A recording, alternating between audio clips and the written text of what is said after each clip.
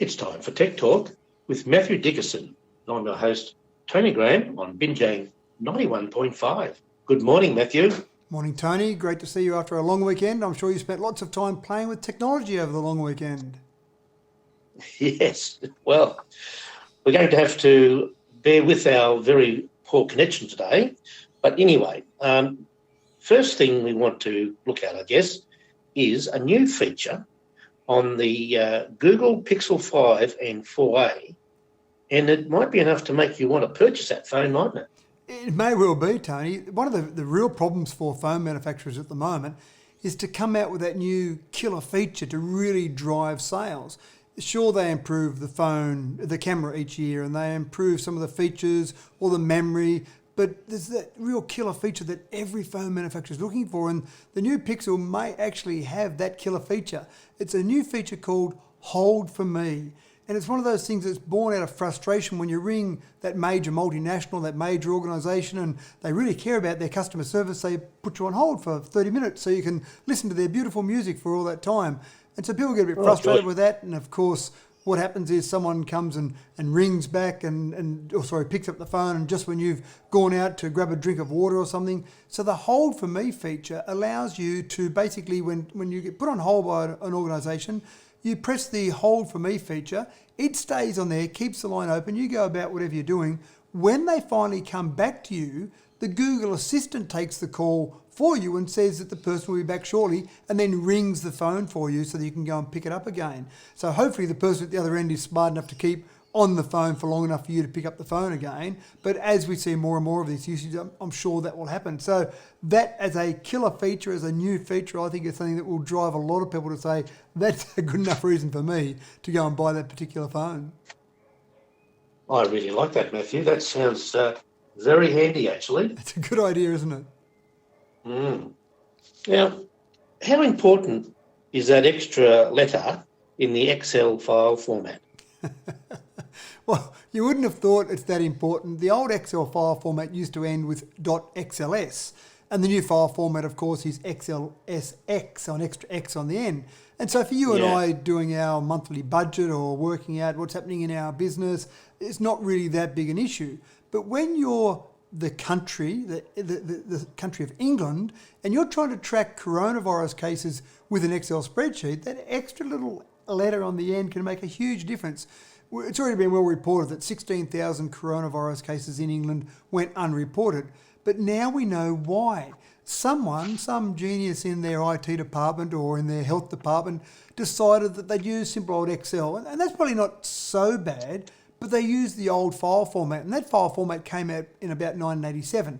It was upgraded in 2007, so 13 years ago the new format's been around, but this particular person used the old file format. And one of the issues, of course, with the old file format is the limit in terms of the number of rows that you can have in a spreadsheet with the old format. And what had happened, of course, if you go past that number of rows, then it just truncates it, it cuts off what's left. So the old file format could handle 65,000 rows, which sounds like a fair bit of data. The new file format can handle 1 million rows, or more than 1 million rows actually. So basically, when they were feeding data in from the logs they were collecting, it went past the 65,000 rows, they got chopped off the end. Consequently, 16,000 cases went unreported. So it's probably a pretty good lesson for all of us to make sure we pick the right tool for the job. And most people in the IT industry would say that to try and track all the COVID-19 cases for an entire country, Excel is probably not the right tool. It certainly can handle a large amount of data, but normally you'd have some sort of bespoke database that you'd create for something as important as tracking COVID-19. So you've got to be careful then, haven't you? Yeah, you do. And again, it seems like a simple enough error for someone, again, sitting at home just using Excel to make, but when an entire health department makes that error, you've got to question the logic of it. Now, in the modern age, Matthew, battery life has become a really hot topic with lots of different things, in fact, whether it's a home battery or whether it's a phone battery or any kind of battery that you might be using on a remote piece of equipment. So it's becoming more and more important to improve battery life, isn't it? Yeah, absolutely. And one of the things that's interesting is it's a bit like Back to the Future with the old Mr. Fusion, where they dropped a few things in Mr. Fusion on the back of the DeLorean, and that powered the car into the future or back into the past. And we start to look at different ways we can power things, and nuclear batteries are being talked about. And of course, that puts a whole range of scares through people when you start talking about nuclear energy. But if you think about the Voyager spacecrafts or the Voyager probes that went and blasted off way back in 1977, they're being powered by effectively nuclear batteries. Most of the satellites we have running around the planet Earth are powered by solar panels, but they're close enough to the sun to get a bit of power. But the whole idea of the Voyager probes was that they were blasted off into interstellar space.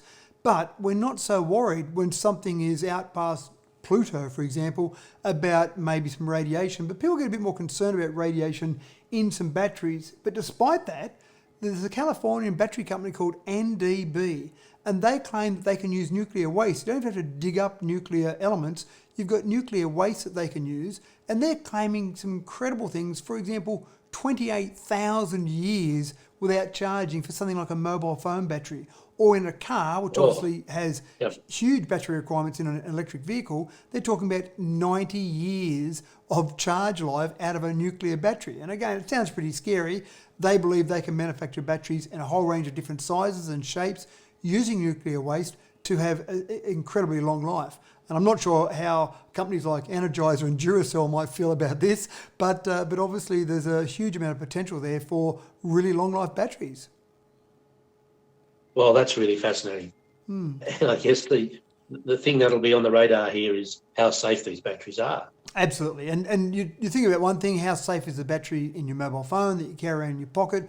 But then the next thing is, if they make it to the point where people feel comfortable with it, and then you put it in a car, and that car's involved in an accident, does that suddenly release a whole range of, or a huge amount of radiation? So there's some questions to be answered. There's no time frame from this particular company about when these will be in the market. I don't expect to be in the next decade or so, but people are investigating ways to keep powering all these electronic devices we've got, whether it be mobile phones, whether it be cars, whether it be houses. We've got a lot of future, I suppose, in batteries being able to charge a whole range of our things. Yeah. And you'll be listening to Tech Talk with Matthew Dickerson on Binjang 91.5. I'm your host, Tony Graham. Stay tuned this afternoon at 3:40 p.m. for the next edition, and it's back to the great music and community information on Binjang. Thanks, Tony.